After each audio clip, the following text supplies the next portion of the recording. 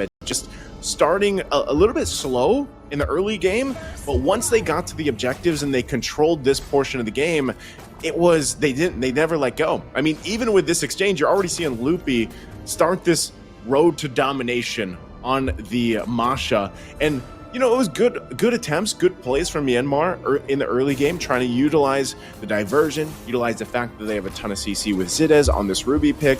But I think overall, just the amount of plays that Indonesia was able to make quickly across the map and not have a Lui on their side was a really telling tell for them. I mean, even this, like I said, burst damage, whenever you have the Farsa locked in, is crazy already early game, because you don't really have the defensive magic items that you need to deal with the feathered airstrike.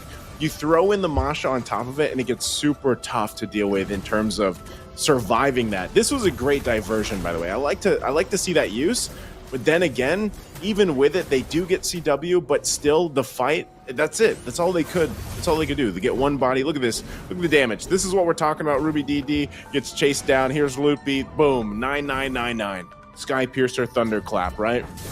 So with that, like I said, diversions were pretty good for Myanmar, but once that's gone, then what is your next play if you're Myanmar? Are you able to go toe-to-toe with the lead that Indonesia was having? Because even at this point in the game, 7 minutes in, it was nothing crazy. The lead wasn't anything out of control just yet, but with punishing plays like this and good just timing from, you know, ultimates like the Blazing Duet, the Feathered Airstrike, and even just the setup potential from Indonesia's lineup really helped them out.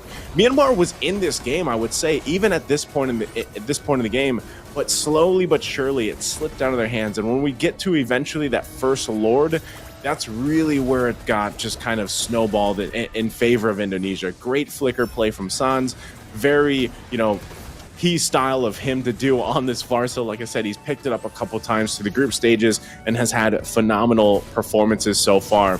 And even Albert on this Baksha almost played like an assassin. He was everywhere. Whether he got 2 Guardian helmets or not, he was everywhere he needed to be on the Baksha, played it very well.